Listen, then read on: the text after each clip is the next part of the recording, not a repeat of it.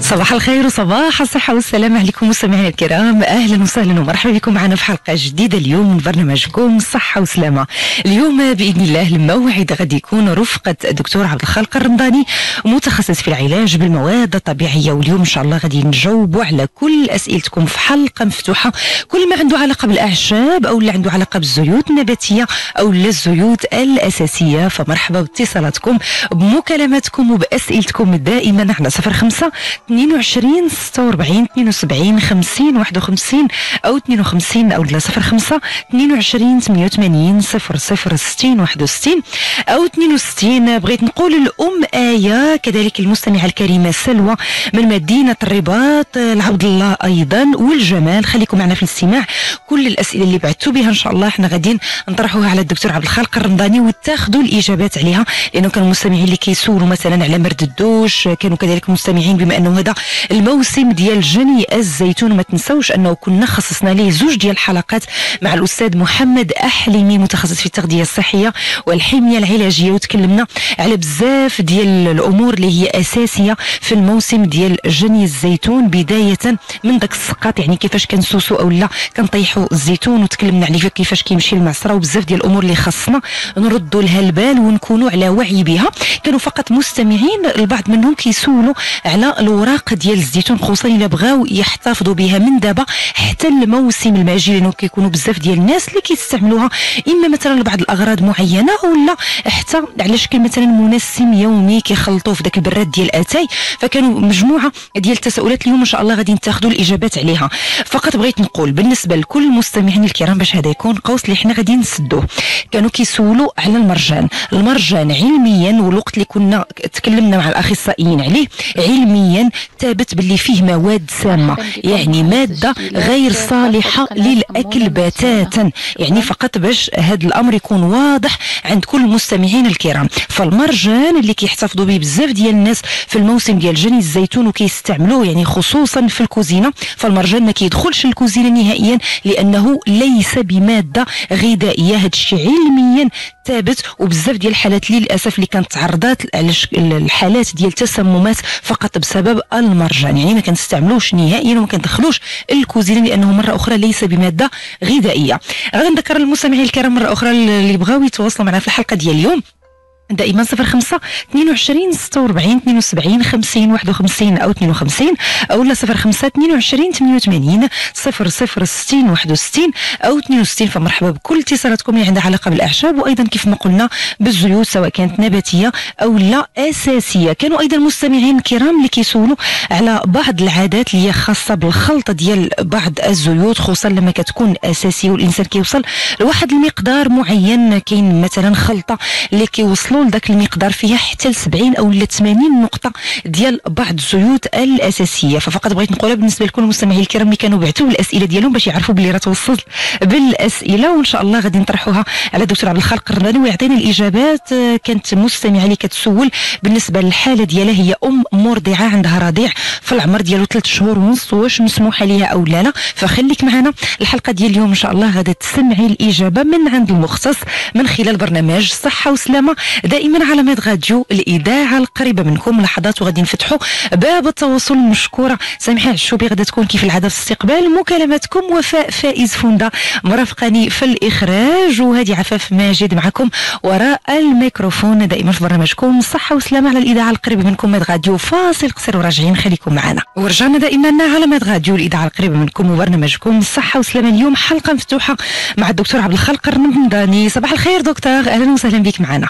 تحية لك، تحية للطاقم المجموع، تحية لجميع المستمعات والمستمعين. شكرا جزيلا. حلقة مفتوحة اليوم غادي نجاوبوا فيها على تساؤلات كثيرة ديال المستمعين الكرام، وغادي نمشيو قبل ما نفتحوا باب التواصل من خلال المكالمات الهاتفية نجاوبوا على مجموعة من الرسائل اللي كنا توصلنا بها. غادي نبداو بسؤال من عند ام آية، كتقول لك الله يخليك يا دكتور الرمضاني، بغيت نسولك على مرد الدوش. هي كان عندها مشكل ديال ارتفاع ضغط الدم، من بعد بان عندها مشكل ديال الاضطراب على مستوى نبضات او ضربات القلب. القلب، بحيث انهم كيكونوا عندهم ما منتظمينش. عملات تخطيط ديال القلب تقريبا 4 ديال المرات والنتيجه كانت وحده على انه ضربات القلب ما منتظمينش نهائيا. قالت الحاله ديالي ما لقاوش لها الاطباء تفسير، من بعد صيفطوني عند طبيب نفسي اللي تبعت معاه هذه تقريبا المده ديال شهر ونص. نصحوني بزاف ديال الناس بالاعشاب خصوصا مرد الدوش، واش غتنفع في الحاله ديالي ولا ما ناخذهاش؟ هذا سؤال آية. هي بطبيعة الحال يعني فاش كيكون واحد المشكل هو عضوي، حنا دائما كنبغي ننادي بهذه المسألة، هو أن حنا ضروري يكون واحد العلاج الطبي هو الأول اللي كيسبق، وكنمشيو به في المصاحبة. ودائما المصاحبة ما يمكنش لها تكون إلا ما كان هذاك الإنسان اللي غادي يصاحبنا بنصائح، وربما بمكملات، ربما بأعشاب، بزيوت أساسية وبنصائح في مجال في اي ميدان كان، ما يمكنش ما يكونش عنده، ما نقولوش المام، ولكن عنده واحد المعرفه بالمشكل الصحي. هو مردودوش هو فعلا عنده واحد العدد كبير ديال المنافع، ربما عنده مشاكل الدوره الدمويه، عنده مشاكل، عنده بطبيعه الحال موانع ديال الاستعمال ديالو، خاصه بالنسبه للناس اللي كياكلوا. هنا غنبغي نشير لها، علاش؟ لان كاين احتمال ديال ان هذه الاخت تقدر تكون كتستعملها، كاين احتمال ديال انها كتكون واحد الماده اللي هي لاميودارون، اللي كاين ربما في بعض الاحيان هذا ماده اللي كتقدر في بعض الاحيان تستعمل عند الناس اللي ما كيكونش عندهم مشكل ضربات ديال القلب شويه ما مقطعش وداك الشيء، ربما كيعطوهم هذه الماده، كتقدر تعطى هذه الماده. هنا بطبيعه الحال هنا عفوا كاين تفاعل اللي هو اللي ماشي اللي كنقص من الفعاليه ديال هذه الماده هذه عند الناس اللي كيستعملوا هذه الادويه. كذلك ما نساوش على انها دائما ما رددوش، يعني كاين امكانيه ديال انه يكون عنده تفاعلات، خاصه مع الناس اللي كياكلوا ماده، شي ماده مثلا فيها مواد لا وارفارين. يسمحوا لي سيداتي والساده ان كنجبد الاسماء العلميه. علاش؟ لان حنا ما نقدروش نستعملوا دونك ربما المواد اللي كتجري الدم، كاين واحد العدد كبير الوارفارين، كاين كذلك مواد اخرى، جميع المواد اللي معروف عليها لانها كتجري الدم، فهنا بطبيعه الحال كذلك كتبقى يعني من الاحسن ماشي موانع الاستعمال، يعني ما كايناش ديك التفاعلات كما هي الحاله مع لاميودارون اللي كنا كتمشي حتى لانديكسيون انزيماتيك هيباتيك ديال لي سيتوكروم بالنسبه للاخوه المختصين. ولكن كذلك يعني انا بالنسبه للمواد اللي كتجري الدم، فهي كتمشي كذلك بالاتجاه ديالها، وكتزيد عفوا كتمشي في العكس ديالها، بحكم على انها كتنقص من الفعاليه ديالها. اذا هنا كيكونوا الموانع الاستعمال.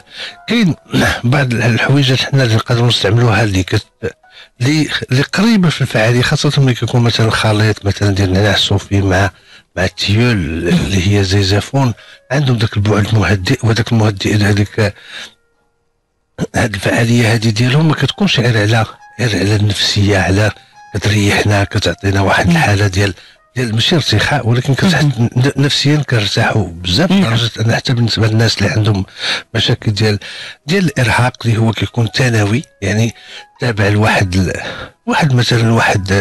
الحويجات اللي حنا كندوزو منهم، يعني او مجهود يقدر يكون فكري، يقدر حنا دزنا منه في هذيك المرحله. فهنا هاد جوج الحويجات كيقدروا يدفعونا في هذا الاتجاه، ونقدروا هادو كيقدروا يعوضوا لنا المردودوش، بالاضافه الى ضفنا لهم. وهنا هذا اذا المردودوش تستعملها غير كما ذكرنا، تاخذ بعين الاعتبار هذه النصائح اللي حنا ذكرناهم. كيبقى كذلك الزعرور اللي هو لوبيبين اللي هو معروف عليه على انه يعني حتى في الحاله ديالها ربما كيكون احسن، خاصه على انه حتى التفاعلات مع الادويه كذلك، حيت غالبا الناس غيكونوا كياخذوا ادويه ما كايناش، وبالعكس. وحتى السميه ديال لوبيبين زعرور يعني معروف على انه السميه ديالو بعيده بزاف، يعني احتمال يعني تقريبا ضئيل بزاف ان احنا نتعرضوا للسميه نتاعو. وكذلك يعني من بين المنافع ديالو الحاله اللي كتعاني منها الاخت. نعم، غير باش نشيروا انه آية كانت كذلك تواصلت معنا برساله ثانيه. هي قالت باللي الحاله اللي عندها دكتور عبد الخالق الرمضاني عندها واحد المشكل، انه الانسان مثلا ملي كيشوف شي حاجه وكيتخوف منها ولا كتخلعه، هي هذا الاحساس عايشه به دائما. قالت دائما عندها الصدر ديالها كيكون مزير عليها، ودائما داك الاحساس بحال بالخوف، انها عندها شي حاجه اللي متخوفه منها ولا خلعها. فقالت داك الشيء علاش دائما القلب ديالها كيضرب وكذا، فربما هذا الشيء علاش المختص شاف على انه تمشي عن طبيب نفساني، ودابا تقريبا المده ديال شهر ونص وهي متبعه معاه، فنتمنى ان شاء الله تكون سمعت الاجابه منك. غادي نمشيو لسؤال اخر من عند جمال كيقول العمر ديالو 31 سنه، عنده انتفاخ على مستوى النبوله تقريبا هذه المده ديال 6 شهور. قال كان في الاول الالام، الحمد لله ملي شاف الطبيب وخدا واحد العلاج لواحد المده معينه داك الالم ما بقاش. كيقول لك الله يخليك يا دكتور رمضاني، واش كاين علاجات تكميليه بالنسبه لهذه الحاله هذه، انتفاخ ديال النبوله بالنسبه للرجال؟ هي ربما وقيلا بغى يعني انتفاخ ديال البروستاتا يمكن. نعم، كان هذا الشيء نقصد به. المشكل على مستوى البروستات، هو كان سول تحديدا على العلاجات اللي كتكون بالماساج، واش ممكن تنفع ولا لا؟ انا بالنسبه لكن حيت هذا شابيتر كبير. نعم. ما كيقول يعني فاش كنقولوا مثلا واش نبول واش بروستات، نفترض حيت ملي كنهضروا على الانتفاخ غالبا البروستات. انا بطبيعه الحال البروستات كما كنعرفوا فاغلبيه الرجال ابتداء تقريبا من 40 سنه ولا بعض المرات حتى قبل. نعم، هو في عمره 31 سنه. خاصه ان حنا كنعرفوا واحد العدد كبير ديال المؤثرات اللي كتقدر تقربنا لهذا المشكل هذا. بحالاش مثلا التدخين كيقدر يكون واحد من العوامل. هي ربما نقدروا نركزوا بالاخص على مسائل ديال التغذيه. التغذيه حنا كما كنعرفوا فاش ما كان هي الاختلالات الهرمونيه هي مساله اللي هي فيزيولوجيه في بعض الاحيان. الانتفاخ ديال البروستاتا في واحد السن معينه، ولكن بعض المرات حنا بحكم بعض الاختلالات الهرمونيه بعد التغذيه ديالنا وشنو كتعطينا من مصادر من هذيك النتائج اللي كتقدر تسببها لنا واللي كتكون عندها كذلك علاقه مع الاختلالات الهرمونيه. وحنا كنا ذكرنا دائما كناديو بالاهميه ديال التغذيه تكون طبيعيه ما امكن، يعني نحاولوا ما امكن ان نمشيو طبيعيين في التغذيه ديالنا، نحيدوا من نقصوا ما امكن مما هو مصنع اللي هو حتى هذا الشيء اللي مصنع لانه فاش كنرجعوا واحد شويه راه كان هو الاستثناء. دابا للاسف العكس، يعني ولا الحوايج المصنعه ولا هما العادي، وداك اللي هو طبيعي ولينا هو اللي كندخلوه واحد راه هذا النهار درت لكم واحد الشيء هو طبيعيه 100%. يعني للاسف ربما خاصنا اعاده النظر حتى من الناحيه الاقتصاديه، راه التاثير ديالها راه طالع بزاف. اذا هنا البروستاتا بعض الاحيان بلا ما نساو على ان كذلك تقدر تكون من المسببات ديالها بعض التعفنات. كذلك لان حنا كما كنعرفوا بعض الاحيان يعني كتقدر الرجل يتصاب ببعض التعفنات اللي كتقدر الاسباب ديالها تكون كثيره واللي كتبقى من بين النتائج ديالها هذيك لابروستاتيت كرونيك اللي كتقدر هي كتقدر تبقى تخلي لنا ان هذه البروستاتا كتبقى منفوخه بالاعراض ديالها. الاعراض ديالها كتكون هي مشاكل في التبول، يا اما ديسوري، يا اما كتلقى واحد الصعوبه في التبول بحال البلوكاج، او بعض الاحيان كنسميو الانسان بحال كيتحسر. نعم، في بعض الاحيان يعني هذا اللي كيقدر يوصل ليه هو اللي كيتحسر، ولا في بعض الاحيان كيقدر انه في اطار التبول يعني ما كيكونش داك الانسان كيحس على انه ما تفرغش كامل. دائما كيكون بحال مقطع، والله كيمشي كيعاود يرجع كيمشي، يعني كيكون التبول مقطع. واحد التاثير على في هذا الاتجاه هذا. نعم، هي بطبيعه الحال كاين واحد العدد كبير ديال الادويه اللي نافعه في هذا الاتجاه وكتعطي نتائج مزيانه، وفيها كاين مكملات طبيعيه اللي كنقدروا نمشيو بها واللي كتعطينا كذلك من نتائج. بحالاش مثلا لوغتي الانواع ديالها كامله اللي هي الحريه. كاين البوسغول اللي هو نجيبو هذا لا بلونت هذه عندها واحد الخاصيه على انها حتى الافراز ديالها كيكون سوفورم اكتيف، وكتقدر تكون عندها واحد الفعاليه وكمنظف للمسالك البوليه خاصه المثانه والتحت، يعني النبوله والتحت، يعني هنا كتكون عندها واحد تاثيرات ايجابيه ورائعه. كاين كذلك اللي هنا هذه اللي عطات كان هذيك الشاردو ماري ولا القوق البلدي فكذلك يعني هاد جوج الحويجات بطبيعه الحال كيعطيو نتائج مزيانه، بالاضافه خاصه الى ضفنا لهم الزيت ديال القرعه. الزيت ديال الزريعه ديال القرعه، زيت الزريعه ديال القرعه، وغالبا كتكون القرعه الحمراء ولا بجميع ماشي مشكل يعني بحكم المكونات اللي حنا كنقلبوها في جميع الانواع ديال الزيت ديال القرحه فكتعطي تقريبا نفس كيف ما كانت الكورج وجات اللي كانت الا كانت الزريعه ديالها.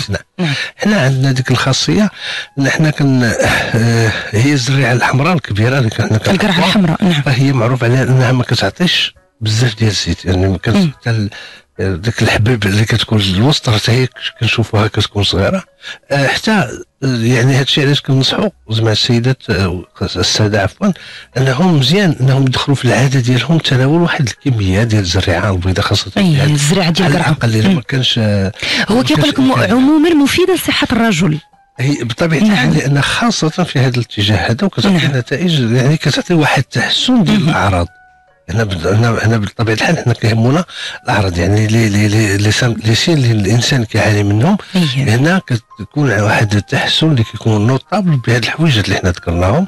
واللي كيبقى على الاهم ديالهم غير للتذكير الرقه، القوق البلدي ندخلوه في التغذيه. من الاحسن اللي راسين ديالو جدوره، اولا نقدروا بحال مثلا الحريقه لانها للاسف حنا ما كنستافدوش منها بزاف، ما كنتناولوهاش بزاف، ما مدخلينهاش غالبا، ما كنصطموا عليها وكندوزو تماما. خاصه كاين داك التخوف منها، لان خاصه ديك الارتكاك ملي كتسبب لنا واحد الانسان الا قاسها كتجي الحكه، كدير لنا واحد الحكه، اذا كيكون واحد التخوف منها. بالعكس فهي من بين يعني ربما هي ديك لا دوسور ديالها راه كتجاوز حتى النعناع اللي حنا كنعرفوا، اللي حنا كنقولوا او جميع الاعشاب اللي حنا كنستعملوها الاخرى فهي احسن منها او لا اخف منها، بالاضافه الى انها غنيه بزاف بواحد المكونات اللي تناولنا منها واحد الكميه كثيره يكفي نشير على انها من بين الاعشاب اللي مركزه فيها بزاف حاجات بحال فيتامين سي مثلا. نعم.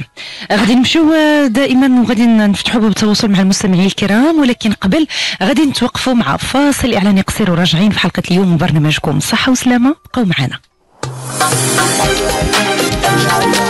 حيت الارض غاليه وعزيزه والفلاحه حارت وكسيبه، صوت الباديه غادي يتواصل مع المدشر والدوار. وكاين هنا جوج ديال الدواور اللي معروفين، كاين المحمديين والباكره كيصيدوا بالطير الحر. صوت الباديه غادي يقرب من الفلاح ويسمع الهموم ومشاكل الناس الحكمه الملاح، من المدرسه حتى المسيد، ومن استغلال الارض حتى البير. بحال هاد الحلابه ويدير لك الراجل 300 وفين راه ولدتها وفين راه حوايجها للدراري وفين راه 300 في العام. داكشي اللي في عمري ملي كنعقل غير الفلاحه، البطاطا، الدراي، الشعير، التفاح. صوت الباديه غادي يناقش كل ما كيهم العالم القروي، حيت فلاحتنا كنز وانتمائنا للارض هو الرمز. ربما فاش غادي نهضروا على النخله حنا كفلاحه هنايا ولا شي حاجه، ربما تتهضر على واحد الجزء من الحياه ديالك. صوت الباديه مع مصطفى عبد الكريم كل جمعه من 4 ل 6، والاعاده نهار الحد من 2 ل 4 على ماد راديو الاذاعه القريبه منكم. تابعونا يوميا من خلال فقرة جديد الهواتف الذكية، واللي فيها غادي نقدم لكم مميزات وخدمات سامسونج A7 A9 باش تعرفوا عليه أكثر، ونذكروا يوميا بقانون المسابقة اللي كيمنحكم الفوز بهواتف ذكية مهداة من سامسونج. يكفي انكم تصيفطوا لنا على صفحه الفيسبوك لالا بلوس صوره معبره جلسه مع الحباب، ذكرى في شي مدينه، وغيره من اللحظات المحبوبه عندكم اللي صورتوها بهاتفكم. وكل يوم خميس نتوما اللي غادي تختاروا الصوره المعبره اللي نالت اعجابكم بالتصويت عليها طيله الاسبوع، وهاتف سامسونج A7 و A9 للفوز من نصيبكم. حظ سعيد لجميع اوفياء ماد راديو. تقدم لكم هذه الفقره برعايه سامسونج. شاركوا وفوزوا مع إيديال ودامتي بمئات الهدايا ومنضمة ديال الذهب كل شهر. بعتوا لينا 2 أغلفات إيديال و2 أغلفات دامتي على إذاعة ماد راديو فضاء 55 الزرقطوني الطابق الخامس. وما تنساوش تابعونا على برنامج لالا مولاتي وشاركونا بالوصفات ديالكم اللي كتستعملوا فيها دامتي ولا إيديال باش تربحوا منتوجات إيديال كل يوم. لبستوا التونيات، السبرديلات واجدين، تيليشارجيتوا لابليكاسيون ايوا ما عليكم غير تسجلوا على تطبيق كوتشين باش تشاركوا في اول سباق 7 كيلومتر كونيكتي ديال انوي. اون جوغين سيشن مفتوحه للجميع، حتى نتوما اجيو تجريو وتستمتعوا مجموعين وتربحوا العديد من الهدايا. موعدنا يوم 14 اكتوبر. واجدين؟ تيليشارجيو جريو وربحوا. سجلوا على تطبيق كوتشين متوفر على اب ستور وجوجل بلاي. انوي معكم كل يوم. صحة وسلامة من الاثنين حتى الجمعة من 9 حتى 10 على ميد راديو الإذاعة القريبة منكم. وحنا مازالين معكم أوفياء دائما في برنامجكم صحة وسلامة.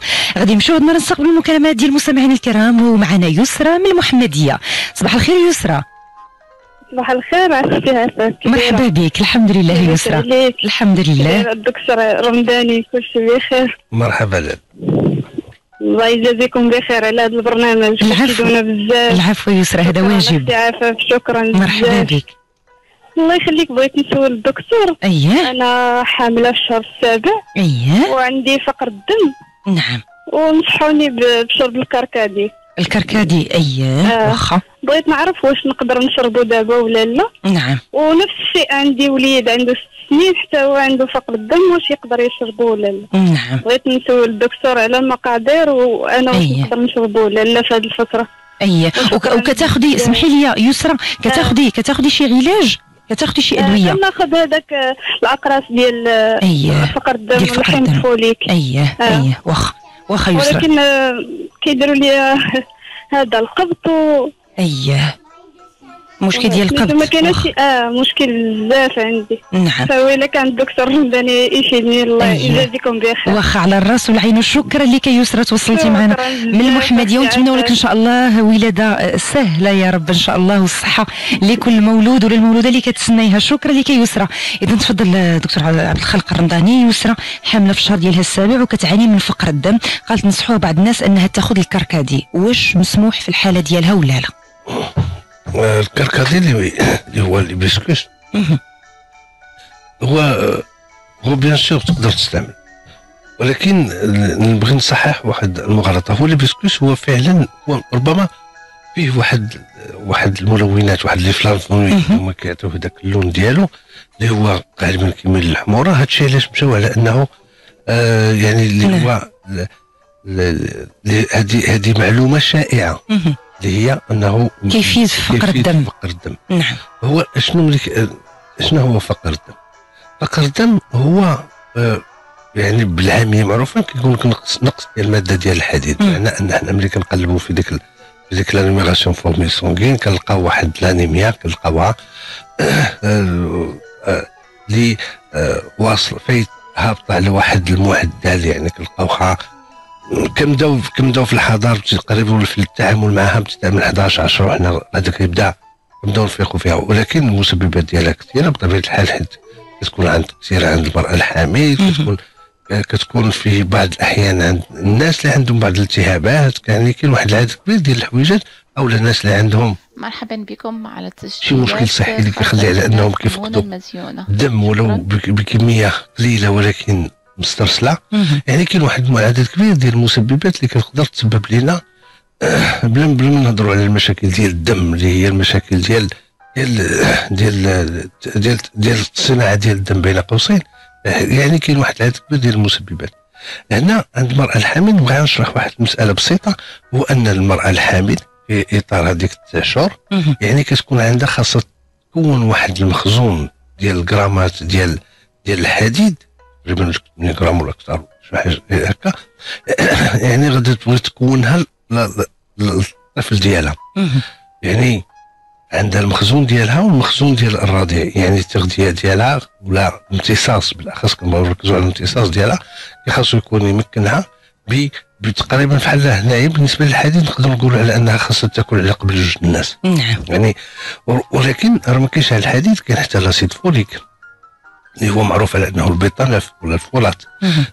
يعني كاين حويجات اخرين اللي كيبقاو حتى هما مهمين. حتى كاين انواع فيتامينات اخرى، مثلا ملي كنهضروا على الفيتامين بي 9 راه كنهضروا على الفيتامين بي 6، كنهضروا على الفيتامين بي 2، كنهضروا على ملي كنهضروا على الفير كنهضروا على الفيتامين سي. يعني كنهضروا كذلك على بعض الاملاح. يعني كاملين هادو حويجات اللي ضروري انهم يكونوا حاضرين في التغذيه ديالنا باش باش نوصلوا لهذه الحاله هذه. للاسف في اغلب الاحيان ما كنوصلوش لها. داكشي علاش كنحتاجوا مكملات غذائيه وكنحتاجوا لا سوبليمونطاسيون، كنحتاج داكشي علاش السيدات كنعطيوهم لاسيد فوليكولوفير وبطبيعه الحال كنعطيوهم حتى معاهم حتى لا فيتامين بي 6. لا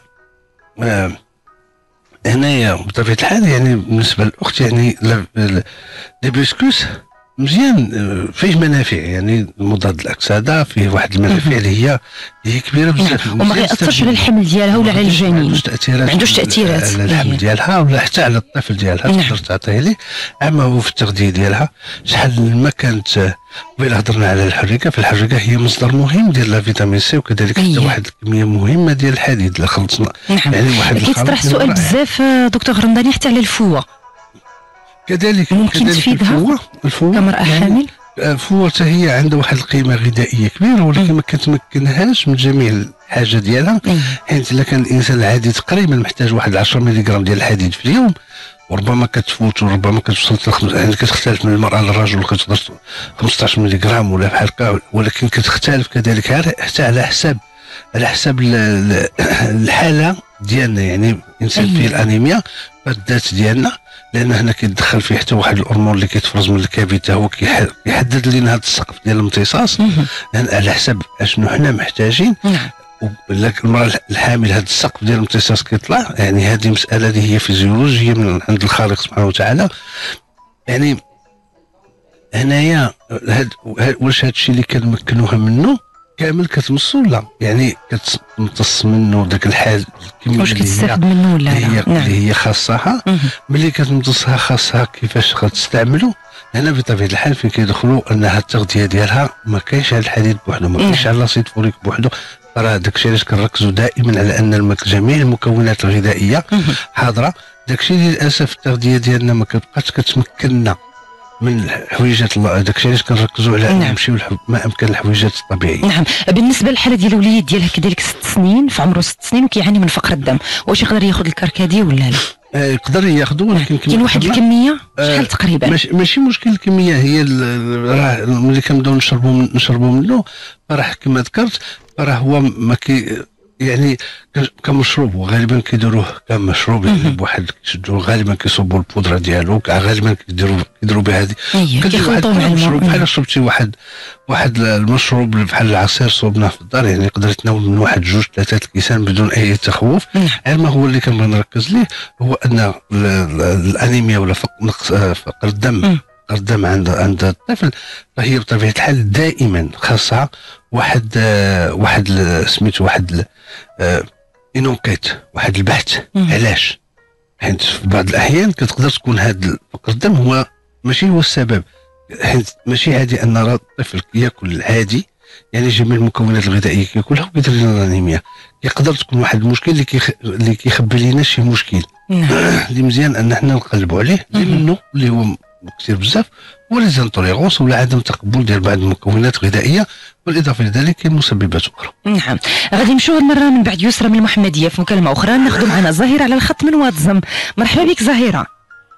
السلام عليكم، كي دايره؟ وعليكم السلام ورحمه الله. زهيره الله يخليك، بغيت نهضر مع الدكتور رمضاني. تفضلي يا زهيره. انا عندي واحد المشكل في يدي، عندي الكزيمه. اييه. وقالوا لي ديري لها الصابره. اييه. وقالوا لي ديري لها الحنه وداك القطران. والحنه مع القطران. اييه. ولكن ملي كندير الحنه دغيا كتحيد من هذوك البلايص اللي كتكون فيهم هذيك الكزيمه.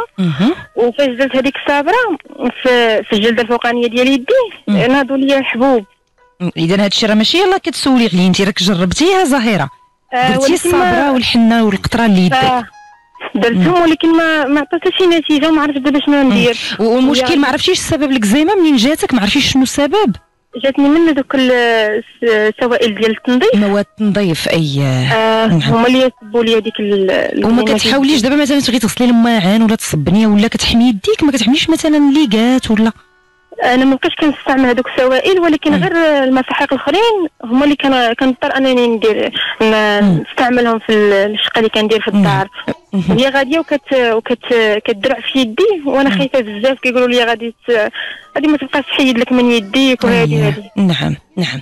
واخا زهيره ان شاء الله يوجهك دكتور عبد الخالق الرمضاني، وشكرا لك زهيره تواصلتي معنا. فكاين مثلا بعض الامور يعني ما يمكنش نقول لك لا ما تبقايش تستعمليهم وما غاداش تبقاي تشقاي، ما تبقايش ما هكا، والانسان بعض المرات كتكون عنده مسؤوليات وهاد الامور كامله، ولكن على الاقل فكري انك تحمي يديك، على الاقل انك ديري واحد الحمايه في الوقت ديال داك الشقه ولا الشغل ديال الدار، باش هاد المشكل ديال الاكزيما ما يبقاش يتكرر عندك كل مره. فهي متخوفه دكتور عبد الخالق الرمضاني، هي قالت بلي جربات الحنه مع القطران زائد الصبره، الحنه عطاتها نتيجه، قالت باللي بالخف هذيك الاكزيما مشات، ولكن لاحظت باللي الصبره ربما عطاتها مشكل ديال الحبوب كذلك في اليدين.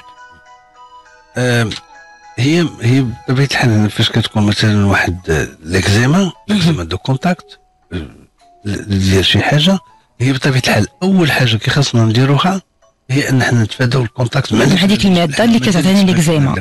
مرحبا بكم على التسجيلات وغادي نعالجوا الاكزيما المزيونه وغادي تحيد، ولكن نكونوا متاكدين الا بقينا كنستعملوا نفس المواد على ان كنستعملوا ديك المواد كترجع.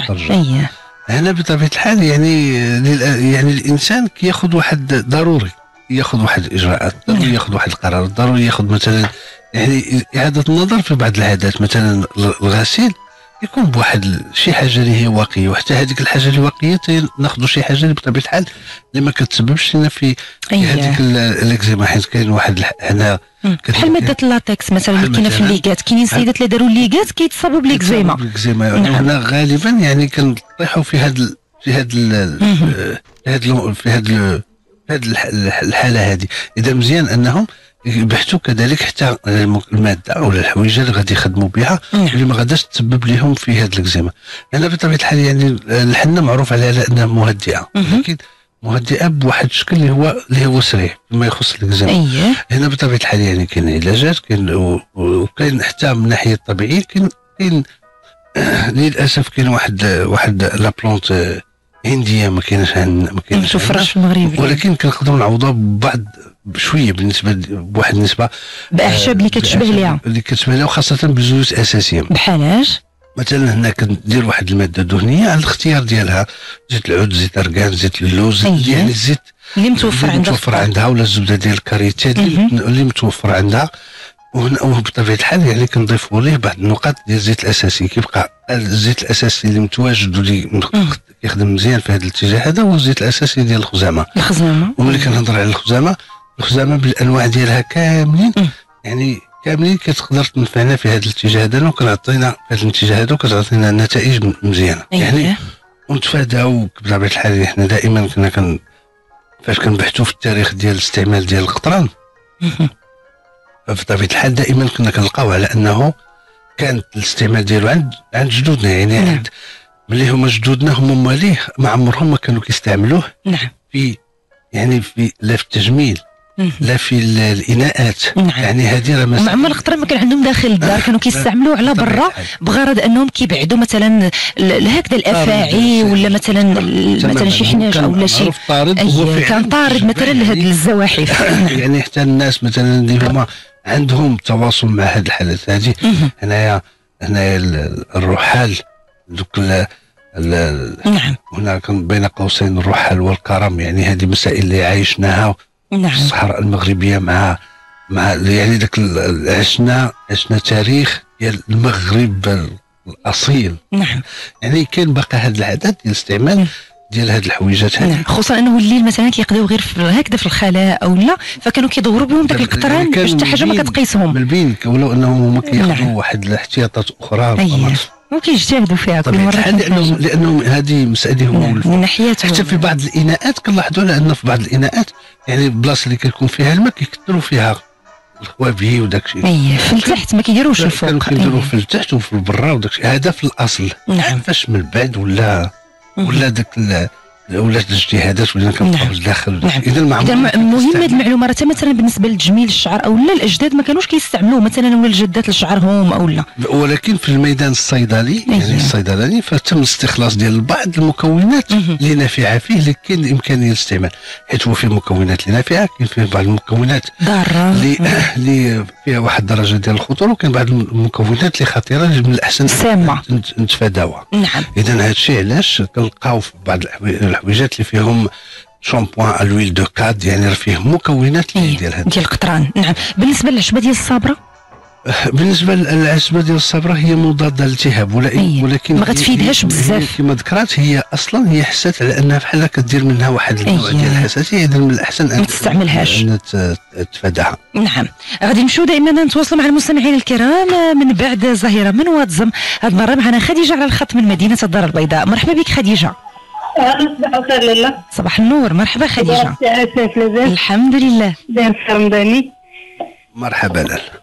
بارك الله فيك. هذاك الشخص بغيت نسولك، انا عندي واحد الوليد عنده عام ونص. اييه. وعنده البشره ديالو ناشفه بزاف. اييه.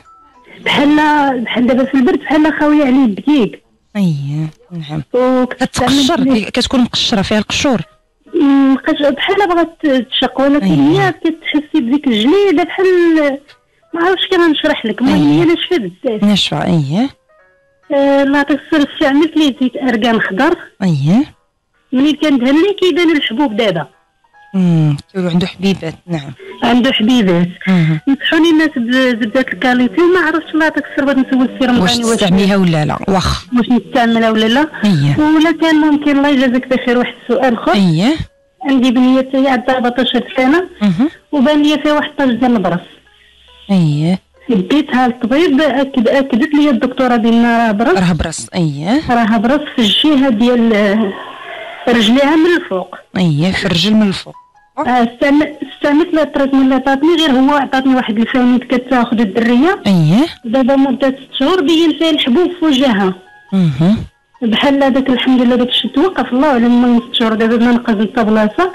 ولكن الحبوب في وجهها بزاف، مابقاش بغات تاخذ ليا هاد، مابقاتش بغات تاخذ العلاج. اييه. ديال 14 عام صافي بحال قهرها. نعم. لا كان شي حاجه باش يساعد. الله يرحم لك الوالد. وغير سمحي لي خديجه، ما رجعتوش شفتوا الطبيب لان كيكون كونترول من بعد ما كيعطيك الدواء. منين انت رجع كتقول لي نفس التريتمون تطلع الجلد. وفعلا اكدت لك الطبيبه باللي هذاك الدواء كيعطي هذاك الحبوب او لا؟ لا قالت لي ما عنده حتى علاقه. ما عنده علاقه بالحبوب. اييه. لا هي قالت لي ما غيعطيش الحبوب. اييه. واخا خديجه ان شاء الله يوجهك الدكتور عبد الخالق الرمضاني. وشكرا لك خديجه. شكرا. العفو. شكرا لك تواصلتي معنا من مدينه الدار البيضاء. اذا اول سؤال بالنسبه للحاله ديال الوليد في العمر ديالو عام ونص، عنده البشره جافه او لا ناشفه بزاف، فشنو النصيحه اللي ممكن نفيدوا بها خديجه؟ وبزاف ديال الامهات دكتور عبد الخالق الرمضاني كيكون هذا المشكل عند الوليدات ديالهم. هما الاخصائيين مثلا في الامراض الجلديه او لا كياكدوا على انه هذه الحاله كتكون عند بزاف ديال الوليدات، تكاد تكون عاديه، لانه حتى ل 4 سنين 5 سنين من بعد البشره كتبدل. اييه. ما كتبقاش ناشفه. السؤال اللي كنت باغي نطرحها هو انه في هذه الحاله في هذا الوقت هذا، وانا دائما سبحان الله العظيم دائما كنرجعوا للمسائل اللي هي التغذيه. راه دائما ملي كنركزوا على الاهميه ديال تنويع التغذيه عند الطفل، انه نولفوه من دابا انه يتناول واحد العدد كبير ديال المصادر ديال بعض ديال المكونات كامله، من البروتينات، من السكريات، من الدهنيات، من الاملاح، من الفيتامينات، من الماء، من الالياف. يعني شحال من الطفل ديالنا ولفنا على انه ياكل واحد الاذواق مختلفه، واحد الالوان مختلف الطبق ديالو، راه شحال ما غادي يكون على صحه جيده من الداخل ومن على برا. باش نشير على ان فاش كنهضروا على البشره نتاعو، هذا ماشي دليل على ان البشره ديالو مريضه، ولكن حيت هذا مشكل اللي كثير، والتعامل معه ضروري انه خاصو يكون يبدا من الداخل بعدا. عاد فاش بطبيعه الحال كاينه الامكانيه هنايا كنبداو نديرو سوا دي كريم هيدراتون، يعني كنشوفوا شي الا كان اختيار ديال شي كريم هيدراتون تكون يعني نعرفوا المكونات ديال المصادر ديالها، او لا نقدروا نصوبوا حنا حويجات اللي هما طبيعيين. واخا ذكرت الزيت اركان. اييه. ذكرت الزبده ديال الكاريتي. نعم. كاينه كذلك حتى ديال لافوكا. اييه. اولا ديال اللوز اللي كتناسب بزاف البشره ديال الطفل في هذا السن هذا. وهنا بطبيعه الحال مزيان ان حنا نعطيوه بعد نديروا ليه واحد زيت اساسي. وهنا دائما كنا كنقولوا على ان الزيوت الاساسيه نحاولوا نتفاداوها عند الاطفال. مي هنا نقدروا نستعملوا واحد المقيطه الذات ديالو كامله ديال الزيت الاساسي مثلا ديال العطرشه، خاصه ديال بيلارغونيوم غوزيوم. هنا بطبيعه الحال اذا نقيطه وحده من الزيت ديال العطرشه ولكن كتخلطها اما مع زبده الكاريتي ولا اولا مع الزيت ديال اللوز اولا ديال لافوكا ولا زيت ديال الارغان. يعني انا هذا الترتيب هذا درتو راه يعني فيه كيبقى احسنهم نقدروا بحال الزبده ديال الكاريتي ولا زيت ديال اللوز كيناسبوا الوليدات الصغار. بطبيعه الحال كنهضروا على اللوز الحلو. بالاضافه من بعد منهم الزبده ديال الكاريتي اللي فيها واحد العدد كبير ديال المكونات، فيها حتى بعض المكونات اللي هي مغذيه للبشره ديال الطفل. وهذه كاملين تعطي هذيك خاصه دوك البشره نتاع دوك الغدد اللي كاينه الدهنيه، الغدد اللي كاينه في البشره، كتبدا تعطيها ديك التوازنات ديالها وهي كتبدا تفرز وكتبدا تقاد. وكما ذكرنا هذيك كتولي ماتور بشويه بشويه كتبدا تكبر. غالبا انه كما ذكرتي شهر في السن الثالث الرابع الخامس تقريبا البشره كتبدا تغير، كتبدا تتحسن. كتوازن اكثر. هاد الحويجات هادو ما كيبقاوش عند الطفل. هكذا غير باش ما تخوفش لان خديجه، فاغلب الامهات كيكونوا كيعانيو من هذا المشكل مع وليداتهم. السؤال هذا الثاني بخصوص البنيته اللي بانت عندها واحد الطبعه ولا طاش ديال البرص في الرجيله ديالها، يعني قالت في المنطقه اللي هي الفوق. شافتها الطبيبه اكدات باللي هي طبعه ديال البرص، خدات العلاج، قالت الحمد لله هذه المده ديال 6 شهور ديك الطبعه ما تزادت ما حتى شي حاجه، ما مشاش البرص لبلاصه واحده اخرى. المشكل اللي بان عندها هو مشكل ديال الحبوب في الوجه ديالها. الوقت اللي رجعت كونترول عند الطبيبه اكدت الطبيبه باللي داك الدواء ما عندوش علاقه ربما بالحبوب. هنا عطاتنا السن ديال البنيته، كاين احتمال كبير انه السن ديال البلوغ، مرحله البلوغ مع المراهقه فغالبا بزاف الناس كيعانيو من المشكل ديال حب الشباب. تماما. ربما هي غير جات متزامنه مع داك الاخ ديال داك الاقراص. هنا بطبيعه الحال ملي كنهضروا على البرص على الفيتيليغو فهو بطبيعه الحال واحد التشخيص مرحبا بكم على التسجيلات اللي نقدروا نشكوا فيه. ولكن كاين المختصين هما اللي كيقدروا يجزموا فيه، علما بانه في بعض الاحيان المختصين كيحتاجوا واحد شويه الوقت باش ياكدوا واش برص ولا لا. ربما هذه هي الحاله اللي وقعت معاه. وهنايا حيت باش نشير على ان راه ماشي تغيير في اللون بياض يعني ايبوكرومي، ولكن ينقص اللون في واحد المنطقه معينه ماشي دائما برص. علما هو فاش كتكون ديك لاكرومي وكتكون متاكده من عند مختص كما في الحاله هذه، فهنا بطبيعه الحال البرص. وهنايا بطبيعه الحال يعني فاش كتكون هذيك يعني في مرحله اوليه شنو كتكون ان حنا نحبسو يعني. وكاين هنا او يعني باش كاين في بعض الحالات كاين طرق باش يقدر يتحسن، ولكن المساله اللي هي فيزيولوجيا عند التفسير ديالها ربما الوقت ما كيتسعش باش نشرحوها. نتمنى ان حنا ناخذوا شي وقيت باش نشرحوها باش نخرجوا من بعض المعلومات الشائعه. اذا كما ذكرنا وفي نفس الوقت في هذا السن، في السن ديال هكا المراهقه وداك الشيء كتقدر معروف على ان من بين الحويجات اللي كيبانوا اللي عندها علاقه غالبا مع بعض الهرمونات، غالبا مع لي زومبروجين. فهنا بطبيعه الحال كتقدر تبان ديك حب الشباب. وهنا حب الشباب اللي هي واحد المساله اللي هي طبيعيه، يعني فيزيولوجيا عادي انها تبان في واحد السن معين. كنبداو ناخذوها بعين الاعتبار خاصه ملي كتكون عندها تاثيرات، يعني فاش كتكون بيستولي بزاف، يعني مقيحه بزاف، محفره بزاف، مش كتقدر تسبب لنا بعض التسوهات وداك الشيء. هنا فين كيكون التعامل معها، اما في اغلب الاحيان يعني كنمشيو معها بواحد الشكل اللي هو سلس، وغالبا هي واحد السن معين عاوتاني كتبدا تغبر كيف ما بانت كتبدا تغبر ملي كتولي التوازنات ديال البشره وديال الذات وحتى ديال الهرمونات ديال الشاب، لان هي اغلبيه كتكون عند الشباب وعند الشابه، لان في بعض الاحيان كتقدر تبان لنا حتى عند الشابه. هنا وغالبا ما كيكون عندهم حتى شي علاقه، حتى شي مؤثرات، حتى شي علاقه مع الادويه اللي كتستعملوا. كاين شي حاجه ممكن انها تستعملها مثلا على الاقل تخفف شويه، لانه كنعرفوا دابا في هذه المرحله 14 عام 15 عام 16 عام كيولي الاهتمام بالمظهر بزاف عند هاد الوليدات والبنيتات. فكاينه بنيته ولا ولد مثلا مع مشكل الحب شويه كيقول لك ما كنقدرش نشوف وجهي حتى في المرايه. كاين مثلا شي حاجه هكذا اللي يقدروا يستعملوها دكتور رمضاني؟ كاين نعطيهم واحد جوج حويجات اللي هما بساط، اللي هما مثلا، ولكن هادو من الاحسن انهم يستعملوا بالليل بطبيعه الحال.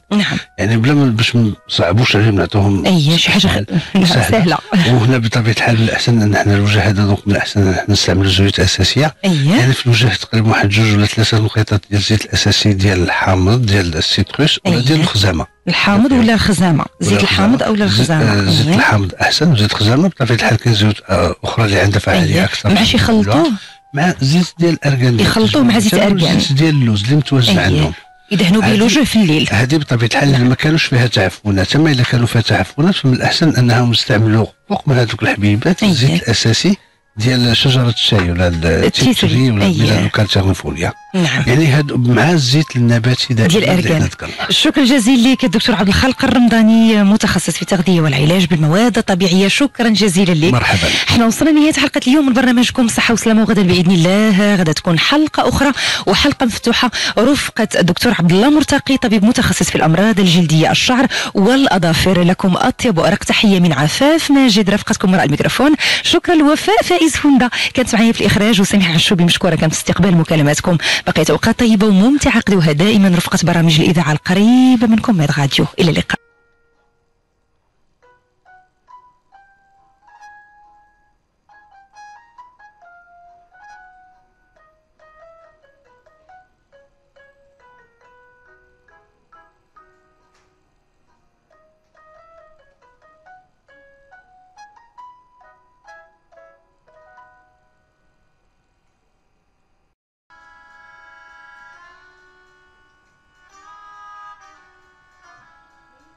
هي عجبتني خلي